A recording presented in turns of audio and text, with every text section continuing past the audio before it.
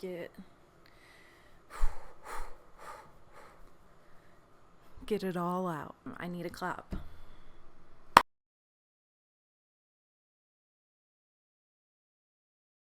Hello, my fellow. Is that my cat at the top? Yeah. Ichabod. Hello, my fellow. I was gonna say fellow viewers. I guess I'm not a viewer. I'm the host, right? Hello, my dear viewers. That works. Welcome. Shit. I didn't fuck up. Why'd I act like I fucked up? Welcome to the Stargutzzz channel. I'm your host. You can call me Stargutzzz, or you can call me by my name, Rachel. That is Ichabod, my little chap, my little fellow.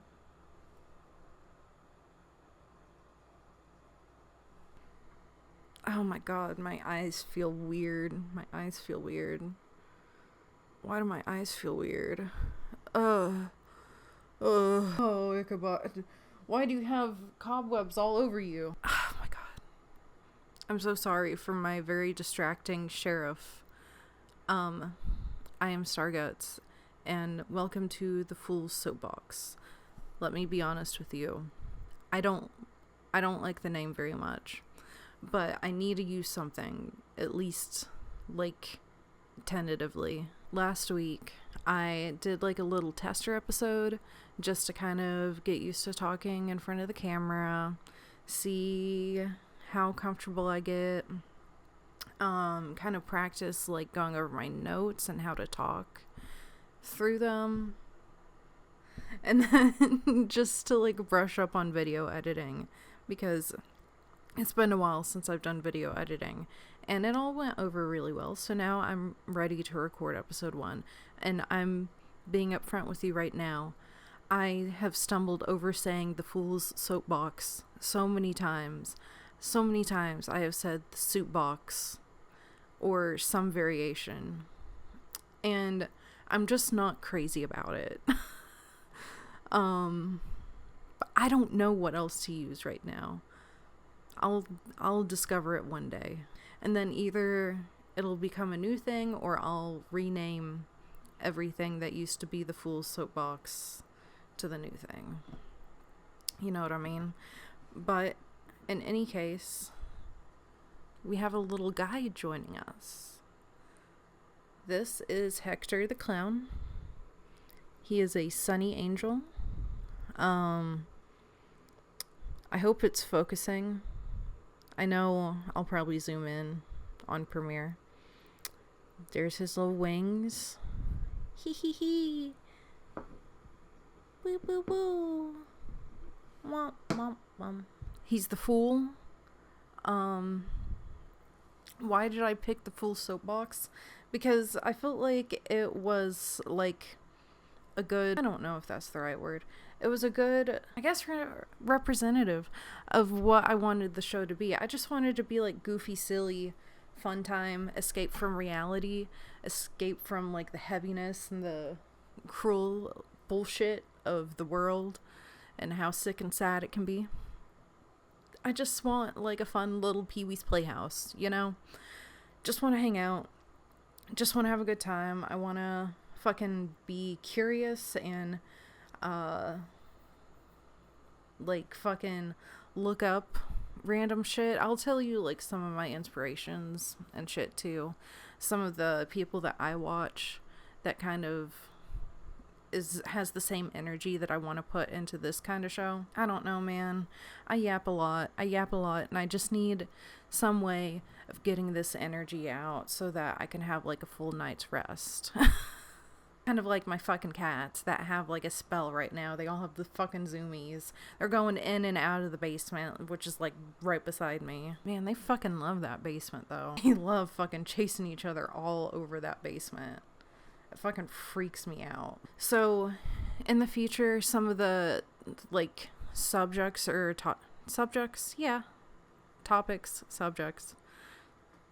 that I want to focus on in the future kind of involve like movies and books, music, not really TV shows. I'm gonna tell you right now, I'm not a big TV show person. Unless the TV show has the words aqua or teen or hunger or force or better or call or Saul or always or sunny or Philadelphia, unless the title has any of those words in it, I don't give a fuck. That was really aggressive. I apologize. What I mean, really, I get aggressive for fun. I think it's fun. I think it's playful. I apologize. What I really mean is that I don't care about what show is the big trend right now. I'm not gonna watch it because I don't care, because that's not the kind of stuff that I care about. I like the obscure, weird shit that nobody's ever heard of. That's my shit. That's my tea.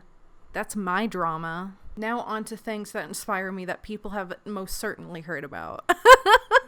Some of my, like, I don't know. Would I say, like, personality inspirations? That sounds so weird because it almost sounds like I'm crafting my personality. Which, I mean, if you want to talk about performance, if you want to talk about performance theory, then, I mean, everyone's performing every day in some sense of the word, you know. I mean, I guess I am performing in a way, but it's not in a, like, malicious, malintent way. So, like, when you think about a teacher, you know, a teacher isn't doing a performance in any kind of malicious or malintent way.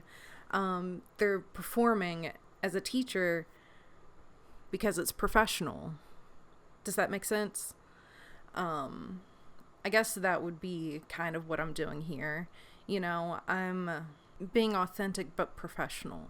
Watch this get so unprofessional so fast. Anyway, in the future, I am going to talk a whole lot about movies. Movies are my biggest passion. I do have a blog, a website. I'll put it right here. And also probably link it in the description. But listen, I put up one review this year. I had a part-time job that just, even though it was part-time, it absolutely fucking exhausted me. And it was really hard for me to stay on top of writing the reviews. I do want to get back to it, but in the meantime, there is a big, not huge, but there's like a fair-sized backlog of movie reviews that I've done on there. Some of which include disturbing cinema. Like, I think the last one I did was August Underground, asking if it was disturbing or just immature. If you want, I'll put that latest post in the description. I have notes. I have a draft of my next review, but I've been horrible. I've been horrible about finishing it. Okay, I was gonna tell you the inspirations that everyone's absolutely heard of. The silly, goofy vibe I'm going for is like the... Now listen, please don't like judge me too much when I say this. I'm sorry for the background noise of my fucking cats. I'm sorry. I want to close the basement door when I'm recording, but at the same time, that's the space where we keep their litter boxes, so I want them to be able to come and go as they need. Of course, Mom's doing something, so we gotta fucking freak out. Mom has placed an item that has existed in the home this entire time into a new spot. We have to discover what's happening. What the fuck is going on? I'm losing my marbles. Please do not judge me for this first inspiration, because remember, I am just a girl. I am just a girl. My fellow American citizens, I'm just a girl. At the end of the day, I'm just a girl. It's the Broski Report with Brittany Broski. Numero uno. I have Your Mom's House on here. I don't know exactly how much of an inspiration that is, other than I just like weird stuff. This might be a little bit like cringe to some people. I have been a very avid Germa watcher. I've been watching him since, I guess I've been watching him since like 2016. I love Germa. He deserves his retirement for sure. More than deserves it. Let the man rest. But I love his sense of humor, and it might rub off on me sometimes. And finally, it's a smaller channel, and it's a very niche channel because it's a part of a very niche corner of the internet that I watch. I do not wish to participate. I do not want to go rolling around in the mud in those conversations. I don't wish to participate. However, I watch. And it is a somewhat, I mean, I don't know. I don't know if she's really considered small anymore. It's been a second since I've seen what, the name is Tiny Blue Anthropologist. I've been around since before she reached 1,000 subscribers. I think I was in there around like the 700 subscriber area is when I subscribed. So like, hi.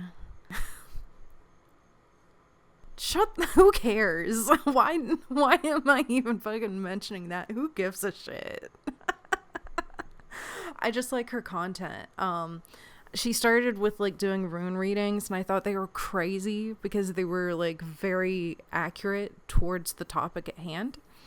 But I really like that she brings her own like specialized expertise and knowledge to the discussion. And I hope to do that somewhat a little bit myself. You see, mine's not as cool or as maybe productive or as neat as Tiny Blue's. She does anthropology. Mine's literary theory, which I guess is useful if we're going to be talking about film. I like movies. We're going to be talking about film. It is useful for that. But overall, towards society, how useful is it really? Not that useful. Still, it's knowledge that I have obtained through school. Okay, so I guess that's a little bit of an introduction. Editing Stargutzzz, editing Rachel, whatever. How about the editor is Rachel and the fucking bitch right here is Stargutzzz? That fucking felt so stupid to say. The editor is Rachel. This bitch, this is Stargutzzz. Shut up. Jesus Christ. That's the introduction. Goodbye, introduction. Now, my first topic for today is not really a topic at all. In fact, it's like, even at the time that I wrote this, it was almost a week old. Now it's going on like 2 weeks old. And it's just not even really a topic at all. It's me being, okay, I have a confession. Will you hold my hand while I say this? I have something to tell you. I'm from West Virginia. You country roads. Cue it. Play it. I'm from West Virginia, and Brittany Broski was recently talking about West Virginia and cryptids, and she fucking discovered the Flatwoods monster. And I'm like, yeah, that shit is fucking terrifying. And isn't it like 10 feet tall? Hold on. How tall is the Flatwoods monster? I felt like it was 10 feet. This source says it's nearly 12 feet tall and about 4 feet wide. Making no sound, it floated toward them. The creature had... Oh my god, my fucking eyes are going crossed. This fucking text is so tiny. The creature had a red face and bright green clothing, which hung in folds below the waist. Its head was shaped like the ace of spades, and there was an almost sickening metallic odor emanating from its body. The witnesses quickly fled the scene. A later investigation found by a lingering odor 2 large skid marks, and trampled grass. The Flatwoods monster had skid marks? Gross. Shut up. That was a stupid joke. Anyway, I was just excited that she was talking about West Virginia. And I got really excited that she said Appalachia right. Because it felt like that Leo meme of him like pointing. She said Appalachia correctly. Do you know how hard? Do you know how hard? I'm sorry I keep fucking with my hair. I know it. I see it. I think it's because I'm nervous. What the fuck? Are my eyes okay? I'm getting really self-conscious. I'm putting these on because I don't trust that my eyes don't look fucked up right now. Again, that wasn't really a topic. I just got excited. I saw Deadpool and Wolverine with my dad. It has been a few weeks now, so it's not really fresh in my mind to talk about, honestly, if I'm being for real. Can I be upfront? It's not super fresh in my mind to talk about. However, I've been a longtime Deadpool fan. I have been reading his comics since I was in high school. Probably about like 2013, 2014.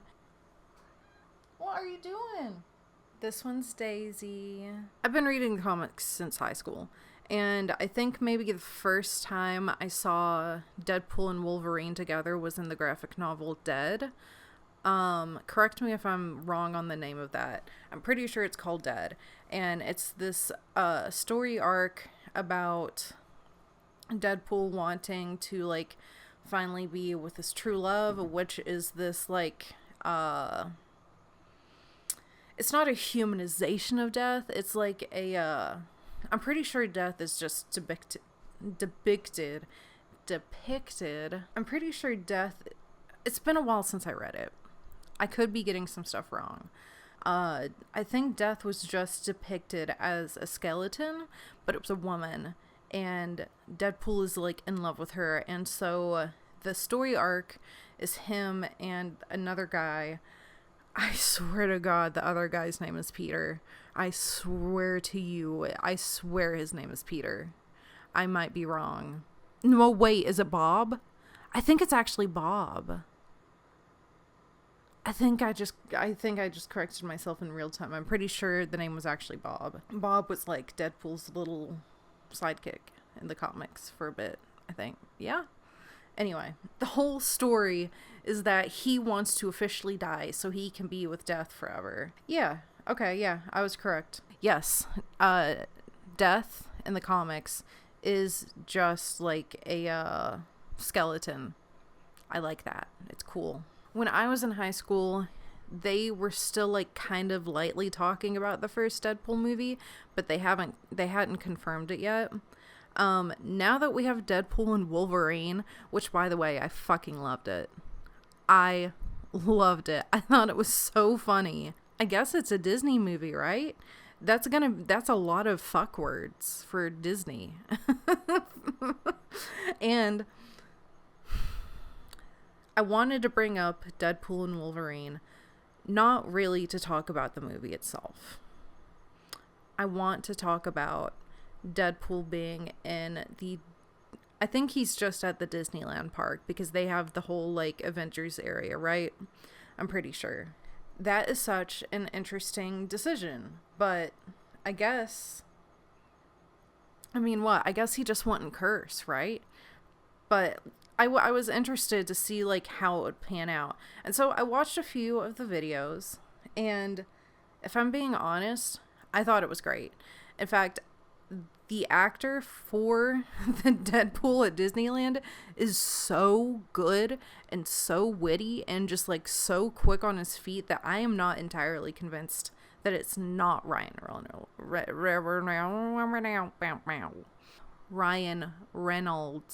I'm not entirely sure that it's not Ryan Reynolds. I feel like anytime that I stutter, I just need to cut it and then replace it with me saying it incredibly clear. Anyway, the actor's really good. I'm not entirely convinced that he's not Ryan, but it's probably not Ryan. the actor is great. He is fantastic. If he's not Ryan. Again, it's Disneyland, it's California. Who says that it's not actually just fucking Ryan, dude? But of course, it's probably not Ryan. It's probably just a really great actor. Anyway, there were a lot of people in the comments I noticed of these videos who were saying things like, no, this is completely ruined Deadpool, or like, this isn't Deadpool. And a lot of their complaints for saying that, like, this isn't Deadpool is just that he's not, like, cursing and saying dirty jokes. And I have a point to make. I have a point to make about this. My viewers, my listeners, my confidants, my comrades.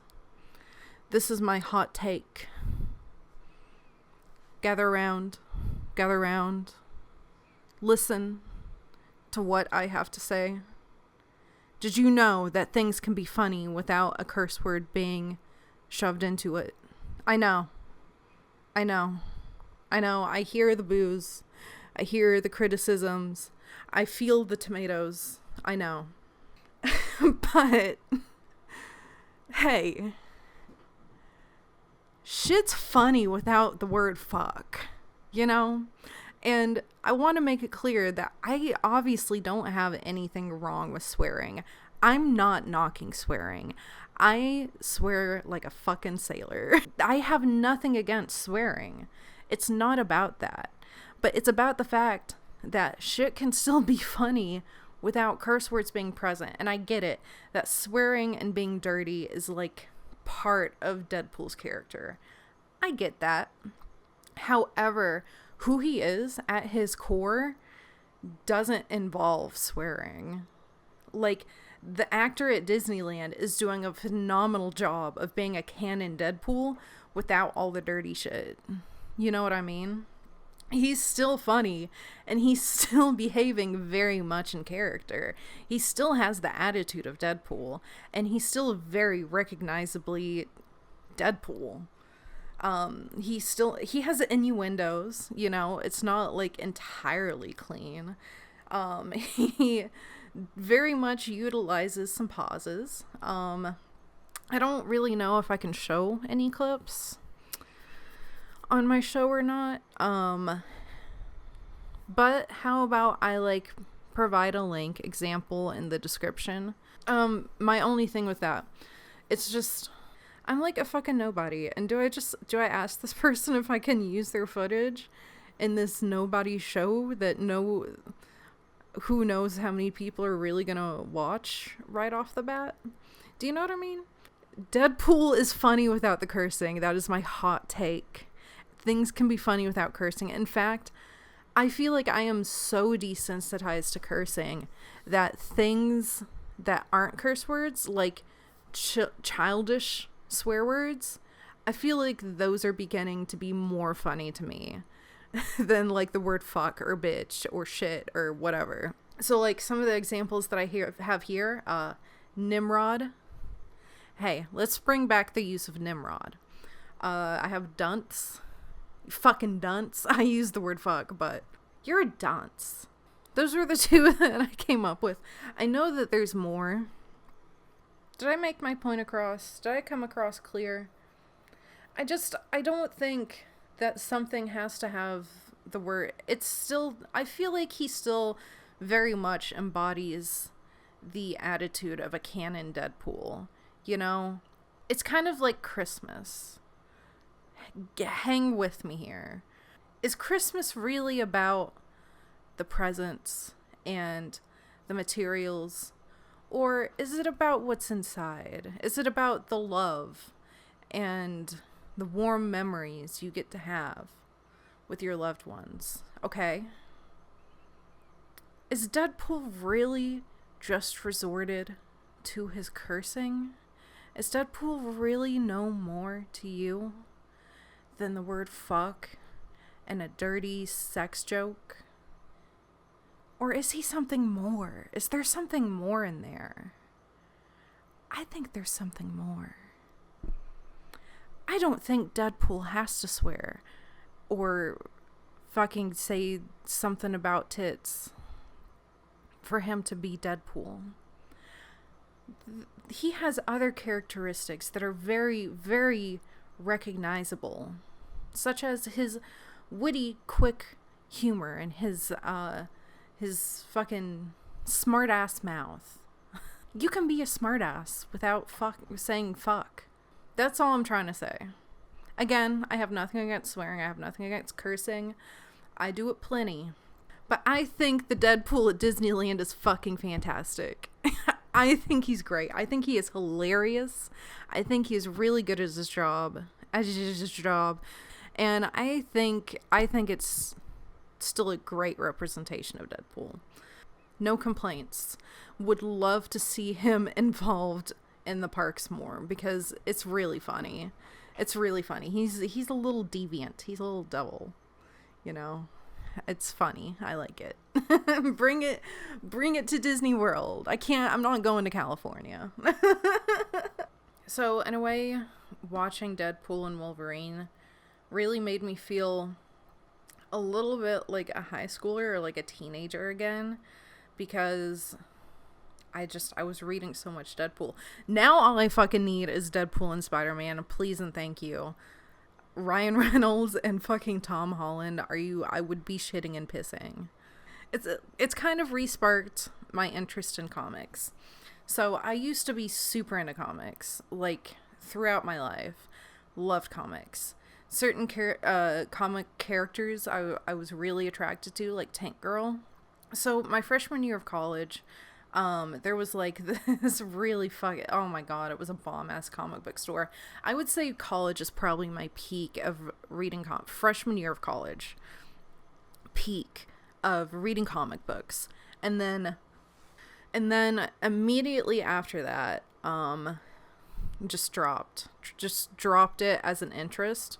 And I think it's because I was like a little bit in a period of my life where there were some interests that were, I guess, very nerdy that I had. And I started to feel a little bit ashamed. Not ashamed, but shame. For some reason, I feel like they're a little bit different. I wasn't ashamed, but I felt shame. I felt really nerdy for it. I don't know how to describe it, really. But when I was a freshman, I don't know. It was probably about 4 blocks away from campus. Fucking cats with the zoomies. It was probably about 4 blocks away from campus. It was this purple store on one of the main streets, and it didn't have a sign or anything. It had hours, but the hours were not reliable. You either had to text the guy and ask him if he was in, or you just were lucky. But I think the place was called like Purple World or something of that nature. It did have purple in the name, but they didn't have a sign or anything. And I know it's still there. It still exists, but I haven't been in it since I was a freshman. And I just remember it was the coolest fucking, man, it's fucking wild in there. It was just like, you only had so much space to walk through as soon as you entered this place. It was like stacks upon stacks upon stacks of comics and collectibles and vintage nerdy shit and board games and DVDs and fucking display cases, just like all piled up almost. Now I'm gonna say this as to give you a clear image. No disrespect to this place or the guy who runs it, because love them both. I think this place is fucking rad. I think it's awesome. But as a visual example, little bit like Hoarder. Think Hoarder. Just all these things stacked up, and you have to go through these little nooks around the whole place and just kind of like, man, it was fucking wild.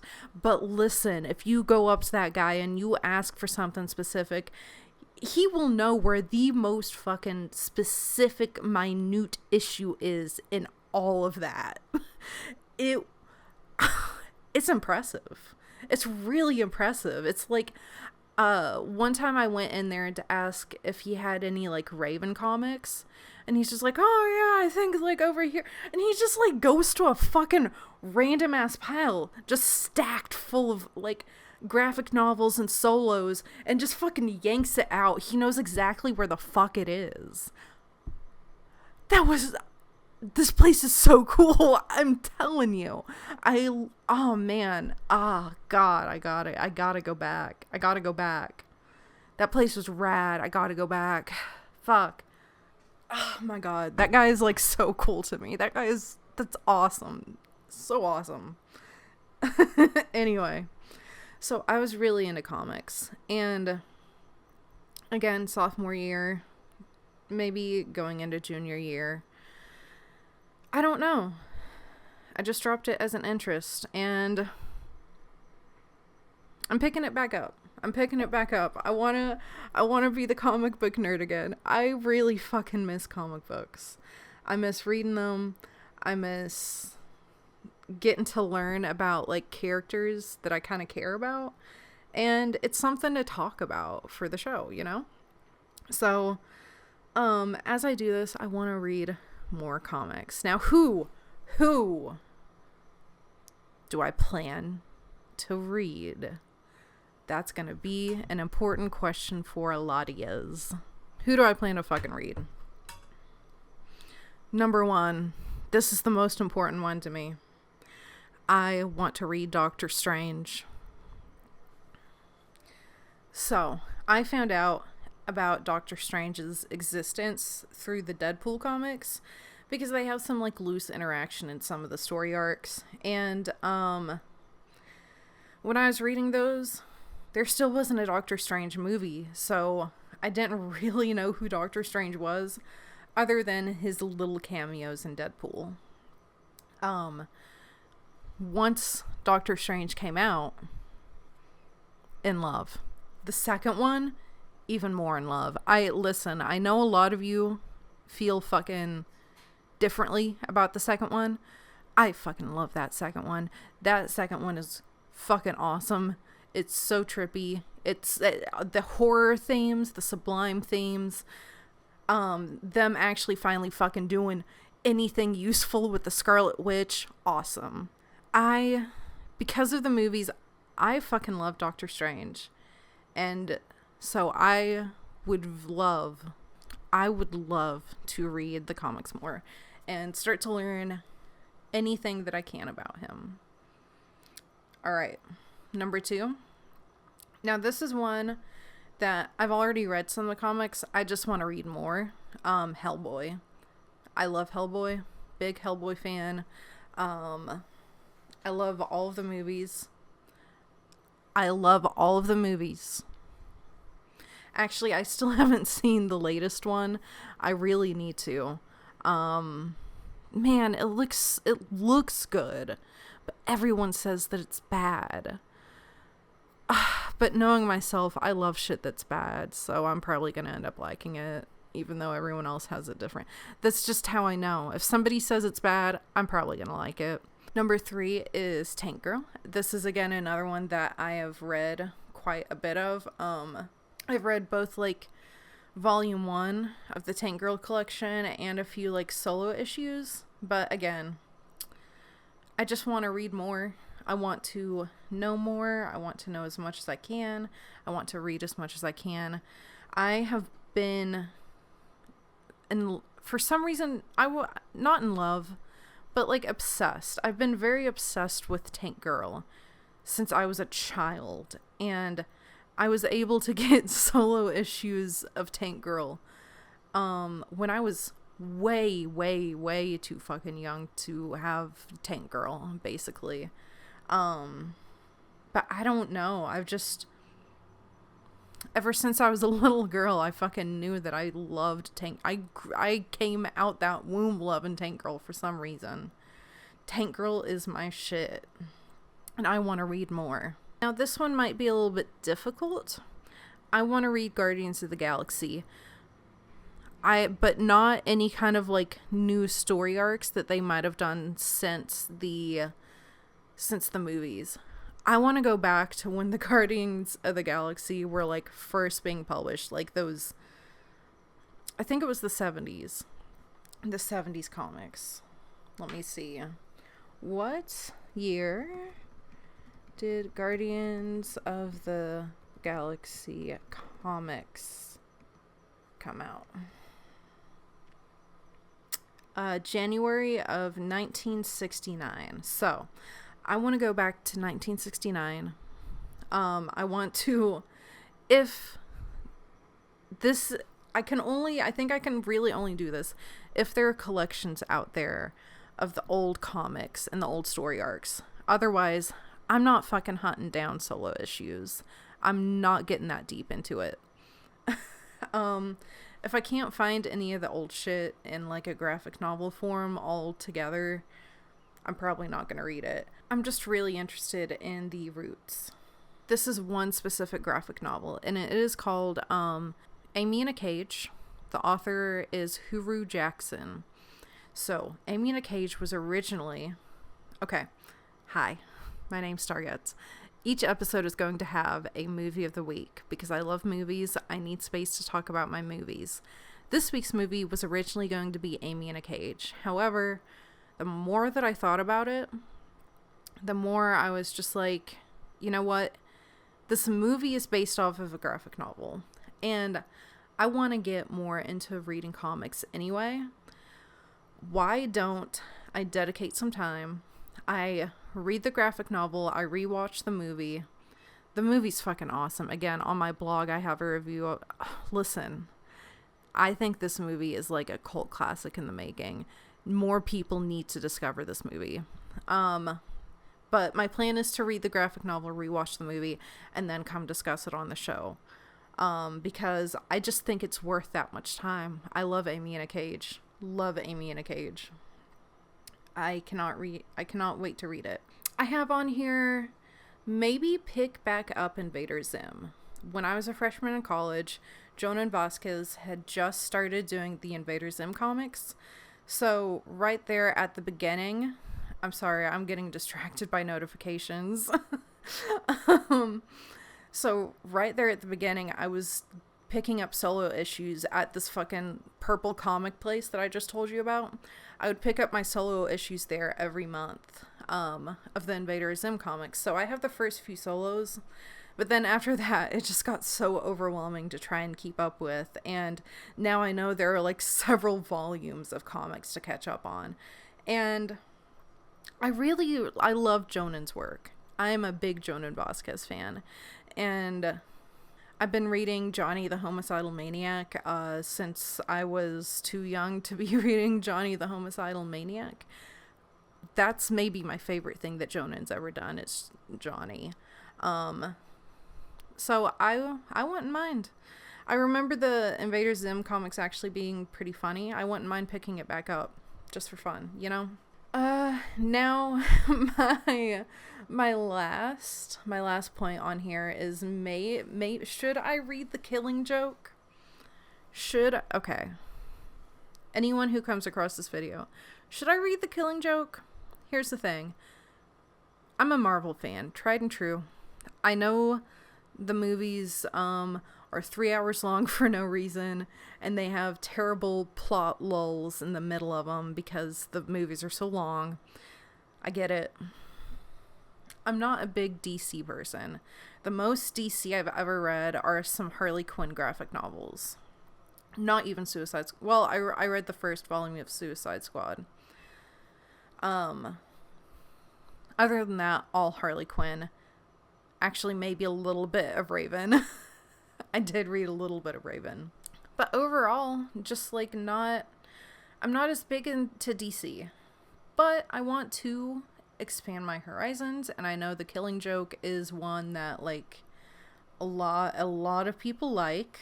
So that's why I'm kind of wondering, what do you think? Should I read The Killing Joke? Methinks maybe. If anyone has any suggestions of something that maybe I'll like based off of what I said I was interested in, I'm completely open to hearing them. So now this is the last topic before we get into the movie of the week. Movie of the week will always be at the end of the show, and who knows how long it'll last. Now, I think I'll eventually get better at transitioning between my topics the longer I do this. You know, this is the first episode. I'm just kind of trying to get the hang of this.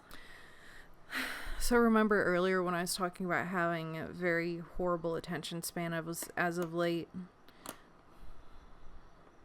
Let's talk about that. But no, hey, speaking of fucking Marvel movies, I feel like me fucking recording this just hit a lull. Like the middle of fucking Endgame. I want to talk about flip phones. I fucking miss the flip phone. I am a flip phone elitist. I am a flip phone supremacist. Listen, I don't know. Samsung Z Flip, what's it called? I don't know. I'm not gonna give it the decency of looking it up. The fucking one that America has, I spit on you, because guess what? The Asian countries, they have something better. What the fuck is it called?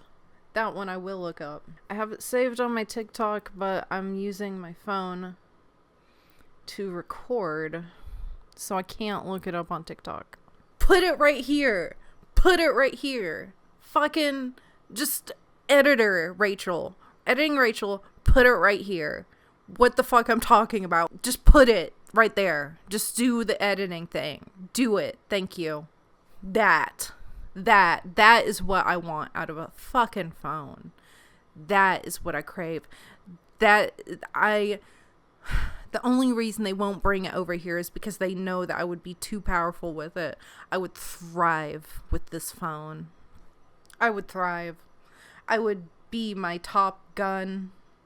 I would do it all and then do it a second time to prove them wrong.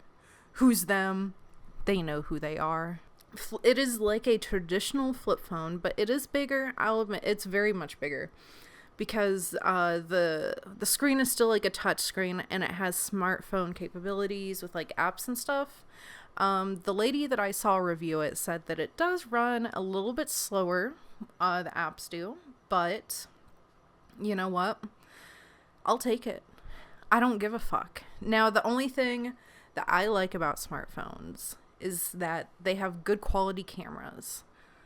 I love that. I love having a camera. I love cameras. I love having a camera on me 100% of the time. I have so many pictures of my cats. But also for like traveling. It's so convenient. That's the only thing I love a smartphone for. My God. Give me back the flip phone. Please give me back the flip phone. I need this specific flip phone. The Samsung one is not going to cut it for me. I need this one that functions as an actual flip, where you can use the keypad. I miss the keypad. Okay, I miss the keypad. I miss the accessories. I miss everything about it. And for those who didn't get to have flip phones growing up, I'm sorry for your loss. It was as awesome and as cool as it looks when you look back at it. I had 2 flip phones. Fucking loved them. The first one's very basic. Second one, I asked for a camera. Oh my fucking God, I loved that one so much. It was just a little like pay by the minute one that you would get at Walmart, but it had a camera and it had a front display to like, oh my God. Oh my God, I fucking loved that camera. I'm pretty sure on the front display, if you had the camera open and then closed it, you could take a selfie that way. Like there was a little tiny display. Usually it showed the time, but I think if you had the camera app open and closed it, you could take a selfie. Oh, fuck. And this would have been in like, shit, what year would I have had this? I want to say that it had to have been probably 2007 or 2008 that I had this phone. Oh my god, I fucking loved it. And charms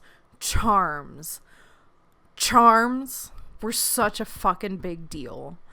And when I got my first charm, it was the biggest fucking deal. I had 2 decorative items for my flip phones. One was a really teeny tiny Hello Kitty mirror that just stuck on the back of it.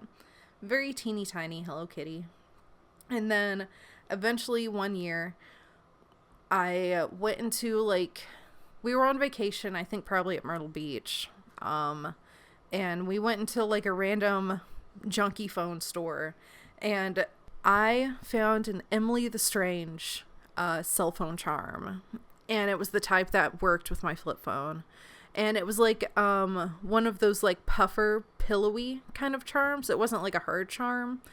It was like a pillowy one that had Emily with one of her cats on one side, and then it said Emily the Strange on the other. Oh my god, my one and only charm. But man, a fucking flip phone with charms. Fuck me up. Fuck me up. I miss that. God damn, give me a fucking flip phone, dude. My, the set's fucked up. It's because my battery is about to die on my fucking phone.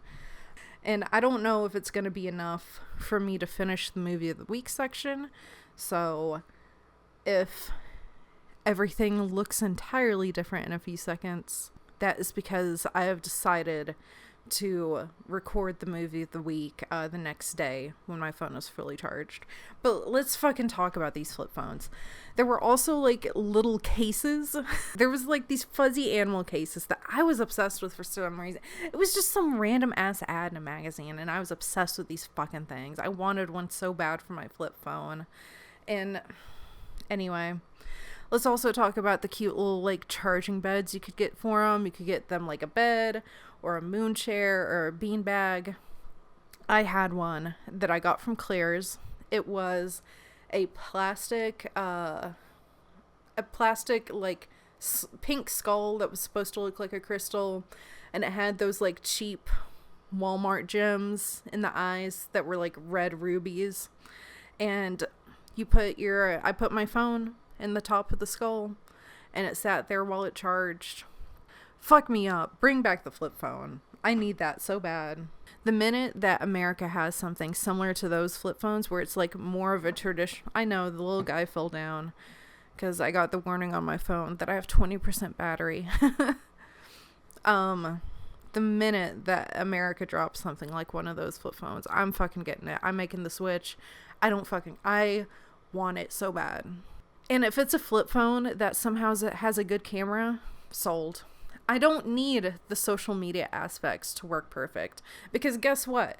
In my heart of hearts, I'm still a desktop and like, I'm still a flip phone and desktop girly in my heart, you know? I'm used to checking social media on like actual computer and not my phone. I'm willing to give it up. I will be happy to 100% go back.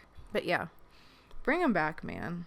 I fucking miss it. And like, there's just so much attitude, so much personality, so much just fashion, everything behind a flip phone, man. I fucking miss it. Bring them back. That if you elect me as president, I will bring back the flip phone, and you can still scroll on Instagram and TikTok on it. It's the next day. We gotta get our clown boy back up. Get the clown boy back up for this first episode. He's supposed to be supporting us. What do you think the movie of the week is? Can you see my shirt? What do you think the movie of the week is? Does any put your text 555 for your guess of what the movie of the week is. If you put 1, House of a Thousand Corpses. Type 2 to vote for Shrek 2. Type 3 to choose and type 4 for Texas Chainsaw Massacre 1974 OG version. Which one do you think it might be? Text 555 555. Are the votes in? The answer is Texas Chainsaw Massacre. Let me tell you a story. If you are very unfamiliar with Texas Chainsaw Massacre, Leatherface has a name. That name is Bubba. I got that when the big trending cup was the Hydro Flask, and that was just Walmart's off-brand of the Hydro Flask, and I saw it was called Bubba, and I was like, I'm gonna get that, I'm gonna use it, and I'm gonna get a Leatherface sticker to put over top of Bubba, so that it's a nice little, it's a nod and a wink, a little nod and a wink to all of my horror homies out there, so they could see that and they're like, damn, she knows her shit. She's seen Texas Chainsaw Massacre too. Yes, I have.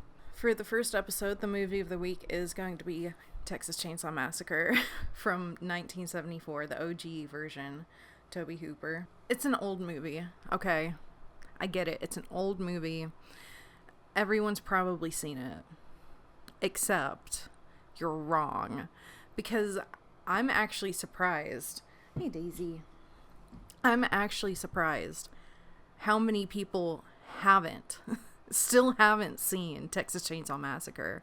There are so many people, and okay, I think Texas Chainsaw might be my #1 favorite movie of all time.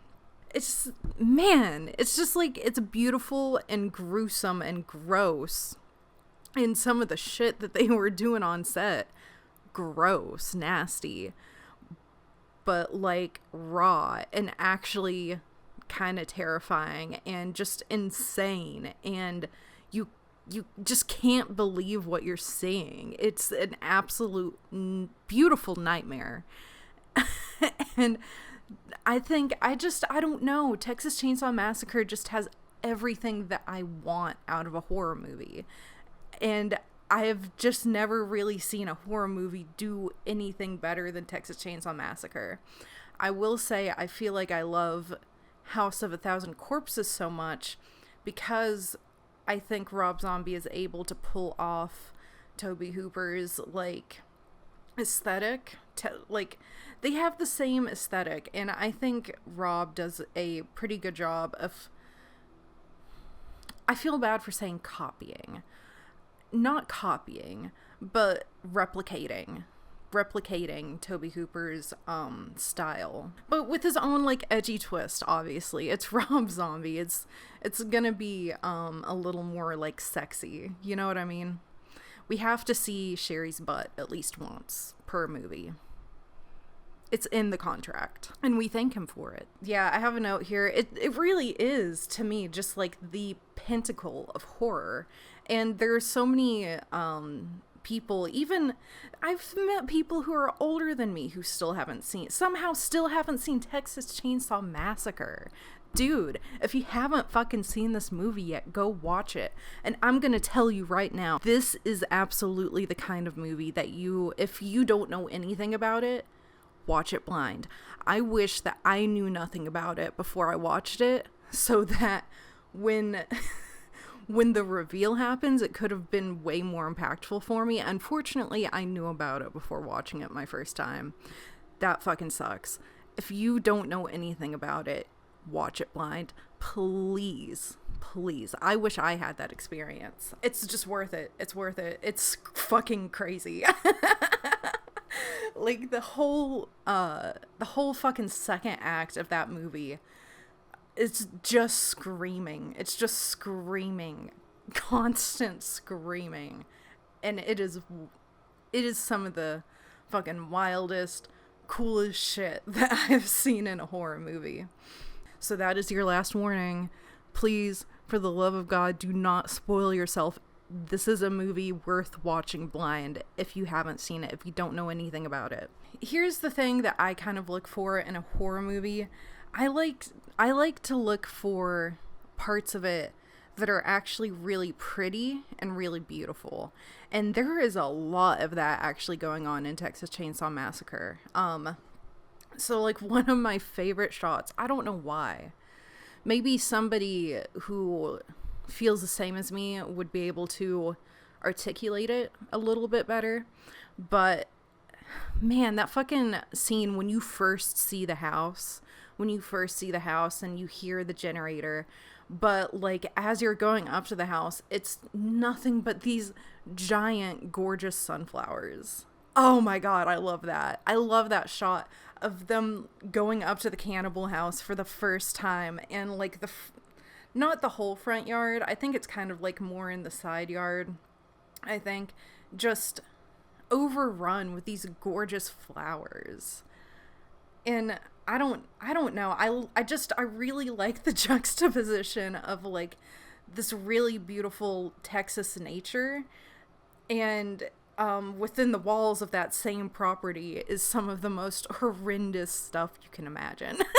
I don't know. It's just like the tiniest little detail, but it just sticks out to me every time I watch it. I love the sunflowers. The sunflowers at the Sawyer household. And I don't know. Does anybody else just really like the bone furniture? I love the bone furniture. I really fucking love the bone furniture. I love how gross and dirty and disgusting that house is. There is just like there's something just very strangely pretty but disturbing and gross, but like also the fact that they used real roadkill to make that house as disgusting as possible. I love how disgusting that house is, man. I like filth. That's what I want to see in my media. I like filth and dirt and grime and gross and like bottom of the barrel. I like that shit. It thumbs up, 2 thumbs up from me. And it was Texas, dude. I know people who worked on the set talked about how bad it stunk, but like really think about how bad that stunk. I mean, that was a disgusting place to be filming in. They would just grab whatever roadkill was on the side of the road and just chuck it in there, add it to the set. But like, I'm obsessed with the fact that they did that. It just adds to the atmosphere even more. And I think it really shows when you watch it. Like, you can tell that this is not like other horror movies. This has something like raw and gritty and just like gross, you know? Man, I love that factor of it. I love all the bone furniture. I love like the cages hanging everywhere and just like all these like bird feathers and fur and just, oh my God, when what's her face, Pam, falls into it. Oh my God. It's crazy. It's just littered with bones and rot. Oh my God. And here's a little piece of trivia. I have a few pieces of trivia. I think 2 pieces of trivia which are not as commonly heard, so I want to spread the word about them. Let's talk about Sally and the scene where they cut her finger so Grandpa can like suck the blood. Let's talk about Grandpa too. What the fuck is Grandpa? I think they don't even like make contact with they don't try to communicate with Grandma at all. I know we've taken a side road, but it's gonna be quick. They don't even bother to talk to Grandma at all. Grandma's fucking gone. She is shriveled up, gone. And Grandpa's also shriveled up. He's just like an abomination to nature. He's strange. there's no way that there's no way that character is supposed to be, like, really actually alive. That's like a living corpse. That has to be something supernatural going on with it. Like, right? What the fuck is Grandpa? He's just, like, so still and dead the whole time, but when he's drinking her blood, he's just, like, all of a sudden so animated and doing this, and oh man, Grandpa's weird. I was trying to tell you about a little trivia fact. That was my short detour. For that scene, it was some kind of, like, rig with tubing piping where fake blood was supposed to come out whenever they cut her finger to feed Grandpa.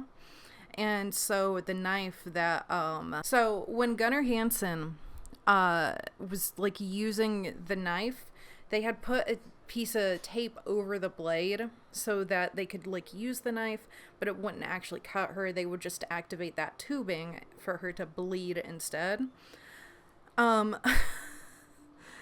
They tried so hard to get that tubing to actually work, and it was so hot, and they apparently spent hours and hours and hours trying to get this fucking tubing to work.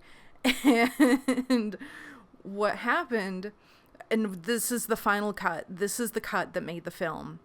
What happened is that everyone's getting hot, everyone's getting frustrated. It's the middle of fucking summer in Texas, and they're in this disgusting ass house full of rotting dead animals. And Gunnar Hansen decides to take the tape off of the knife and cut Sally's finger for real. So that final cut of the film, her screaming in pain is for real. Nobody knew that he was gonna do that. He was just so fucking fed up. He was so fed up of them not getting the shot that he just took the tape off and just cut her finger. And that's the shot that's in the movie. That's a little bit wild. Is it wild? Tell me in the comment. Do you think that's wild? I feel like that is a little bit wild. That you're an actress. This tubing is supposed to work. You're not actually supposed to be cut. Hours have gone by of trying to get this shot. And your coworker, without telling anyone, has removed the safety precaution of the knife and just cuts you for real. I mean, I guess they got the fucking shot and they didn't have to do the scene anymore. That's one perspective to look at. Like, hey, we can stop doing the fucking scene now. I always liked that little piece of trivia. I thought it was interesting, and I never hear anybody, like, mention it. They only talk about the roadkill being used in the house. But there's more trivia. And I have another piece of trivia for you. Not right now. Yeah, I have this in my notes. So in our bedroom, we have a projector just on the whole ass wall instead of a TV. And I rewatched this film for this episode, so it's very fresh in my mind. And I wanted to say, when it is on a big ass screen or wall, whatever, it's actually kind of fucking scary. There were some moments where I genuinely jumped. Like when Franklin finally fucking dies,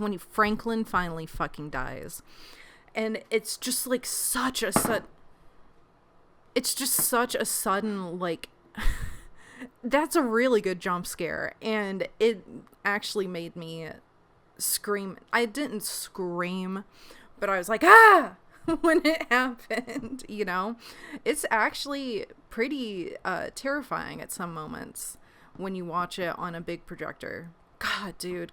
Let's talk about Franklin. Fuck Franklin. Oh my God. I've watched this movie so many times. There was one summer where I was so into it, I was watching it on repeat throughout the day, almost every day. But every single time I watch it, every single fucking time, dude, Franklin can't fucking die fast enough. Like, how does he make it so long? How does Franklin make it so long? How does Franklin make it so long? I want to know. Is that Toby Hooper fucking with us? Is he fucking with us? Is he intentionally making the most God. Oh my God. I want to strangle him. I want him to shut up so bad. I wish his character had no lines. I can't stand him so bad. I can't think about it anymore. That's really the only I have to move on. There are a lot of other little details that I really like in this movie, like with the horoscope stuff. Pam has this like horoscope book that she keeps reading from, and a lot of it really foreshadows how the rest of the movie plays out with like Sally's horoscope. I can't remember exactly what she said, but it was something to the effect of like, you know, you might find yourself questioning if you're in a dream, pinch yourself and you'll find that reality, whatever, blah blah blah. And then she talks about like, you know, she doesn't talk about Mercury retrograde. She talks about Saturn retrograde, and that Sally's Capricorn is ruled by Saturn, right? So that actually makes me a little bit curious. Let's do some on the ground research here. What does Saturn retrograde mean? Saturn retrograde is an optical illusion in which the planet... Okay, that's a literal me. I want the woo-woo crazy spiritual stuff. Think of Saturn retrograde as an opportunity to get real with yourself. Encourages people to reflect on their lives, take responsibility, and move forward. So Sally was put through all of this because, hey, bitch, you need to do some reflections on your life. Take responsibility, move forward. Saturn is associated with life lessons. Yeah, I'd say Sally learned a really big life lesson. Boundaries, karma. Do you think that was a little bit of karma, maybe? And wisdom. And its retrograde can be a time to pause and assess where you are headed. See, I feel like this would be way more interesting if we knew what happened to Sally after she escaped. But I don't know how much I can do with that. Let me sit with it, let it muster for a bit. Is there really a way that we can relate the meaning of a Saturn retrograde to the events that take place? I mean, I guess if you want to use Saw philosophy, then this traumatic event has given her probably a new perspective and meaning onto life, right? Damn, I can't remember. Did they mention Sally at all in Texas Chainsaw Massacre 2? Because I think they just mentioned that she was a survivor, if anything. Genuinely cannot remember. So some of the things that you should do on a Saturn retrograde is reassess one's purpose, take charge, tie up loose ends, buy Franklin, and simplify their lives. Well, Sally purged her life of all of her friends. They say if you want a new life, you've got to destroy everything about the old one, so... And speaking of her friends leaving, there's actually one friend... if you've seen the movie enough times, you fucking know what I'm about to talk about. If you are a big enough fan of this movie as I am, you know what the fuck I'm about to talk about. Where the fuck did Jerry go? Where did Jerry go? Where did Jerry go? Okay? Every single fucking time I watch this movie, I pay extra close attention in case I am missing something. But where the fuck did Jerry go? I'm not crazy, right? Okay. Let's lay down the sequence of events before Jerry just fucking disappears. The first two victims are Kirk and Pam. Is it Kirk or Kurt? It's really hard to tell. I think it's Kirk. Kirk and Pam, they go in the house and die first. And then it is Sally. I think her and Jerry are together, like boyfriend, girlfriend. And then Sally's invalid brother as the introduction states, which, damn, what a good opening to a movie. Franklin, her brother Franklin, it's them three, and Jerry decides to head towards the swimming hole that is no longer there, but is towards the Sawyer household, and to look for Pam and Kirk. And so he goes into the house. It's sunset. Man, it looks beautiful. Man, there's so many pretty shots of that movie. Anyway, he goes in there. There's like some weird noises. So he goes into the kitchen. Opens up a freezer. Pam's in the freezer. Her eyes open. She pops up, grabbing him. He's fucking flying back, screaming. He turns around. There's Leatherface, bah, with the sledgehammer. And Jerry goes down. Leatherface, fucking pushing Pam back in the freezer, shuts it, starts looking around. Oh my god, where is he? He's searching all over the place. Where's this guy I just hit over the head with the fucking sledgehammer? He's freaking out. He doesn't know what to do. How did this guy escape his grasp? And then he goes to look out the window. Where is he? Where is he running? Where is he? And then he just sits down in defeat and is just like, oh man, what, oh god, what am I gonna do? What am I gonna do? Drayton's gonna be so mad. But where did Jerry go? How the fuck did my guy get hit in the head with a fucking sledgehammer and escape? Where did he go? And he's never brought back up. He's never seen. Does he just escape? Is that it? He just escapes? What happens to Jerry in Texas Chainsaw? What happened to Jerry? Yes. Jerry is killed by Leatherface with a sledgehammer. But he's not... Okay, if Jerry's fucking dead, then why is Leatherface, like, freaking out, searching all over the place for Jerry, and then is looking out the window panicked, like, where did this guy go? And then is, like, freaking out, and then later on when Drayton's like, nobody got away, did they? And he's like, nuh-uh. But he's doing it because he knows that he's lying. Jerry did get away. No!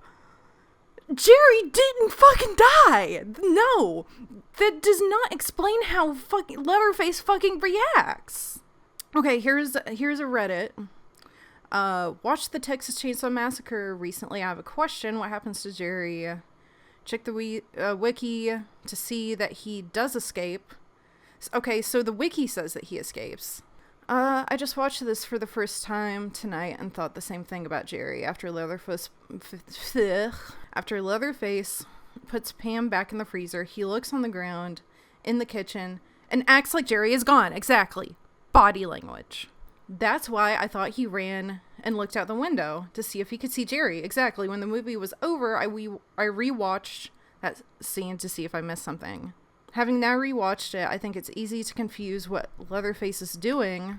He must just look down at Jerry on the floor, get worked up at everyone invading his space, and then looks out the window to see if more people are out there. Okay, I would accept that he's looking out the window to see if there are more people. Jerry escaped, he gets a hammer over their head, he died. I get that. But then why does he act like Jerry's escaped? That's the thing. He has a whole freak out. He has the body language like Jerry escaped, like Jerry isn't there. He has the body language that he is searching for Jerry. Man, this is divided, isn't it? He does get hit, however, the Wikipedia and the film suggest that when Leatherface puts Pam back in the freezer, Jerry is gone and he seems panicked. Yes, exactly. I do see other people's perspectives, you know. Jerry was killed by Leatherface when he hit him with a sledgehammer. Gunnar Hansen once joked that the sausage on the plates during the dinner scene was Jerry. So, I mean, the wiki says that he escaped, but people in general seem divided. To me, I feel like he escaped. What's this person say? So what I think is that in the moment he got struck with the sledgehammer, he was knocked out, but still alive. I feel like it's possible, you know.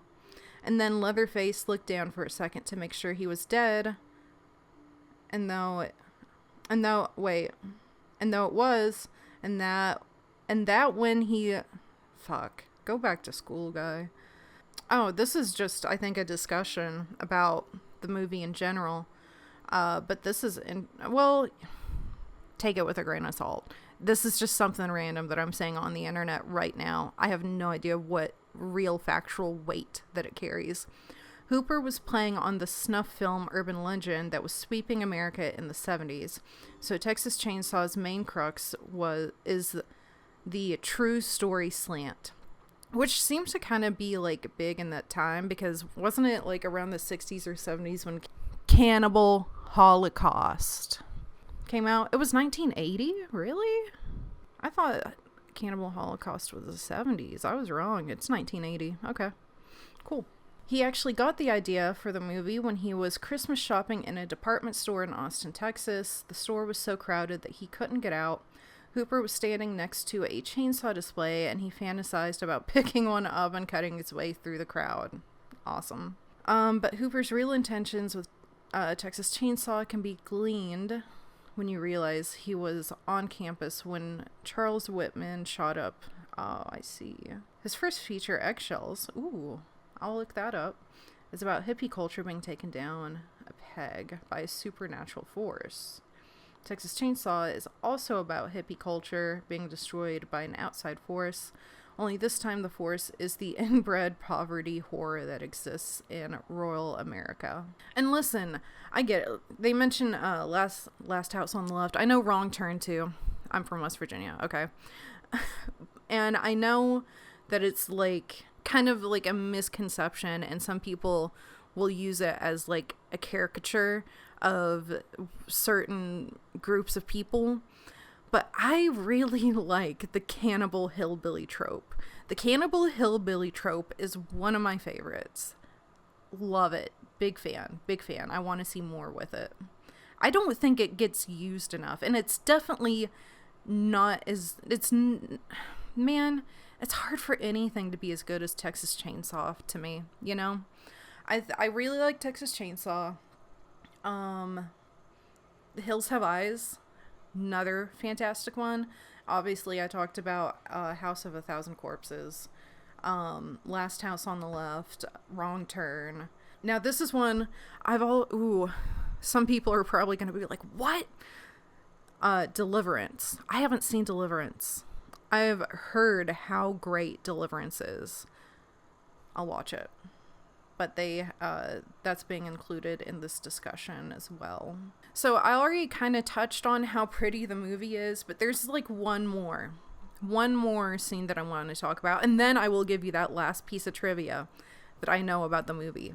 Man, there's so many beautiful shots in the film. Like, it's actually really well shot. There are a lot of I don't know, one of the best, most used scenes, two of the most used scenes probably are when Pam is on that swing and the camera follows her under the swing as she gets up and starts walking towards the house.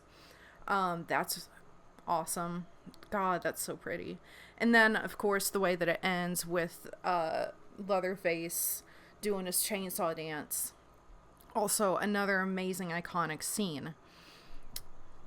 There was one that stuck out to me this time around that I was like, wow. That, like, I've never really thought about how, like, impactful this is. And it's just, like, such a small, nothing scene. It happens after Pam is caught by Leatherface.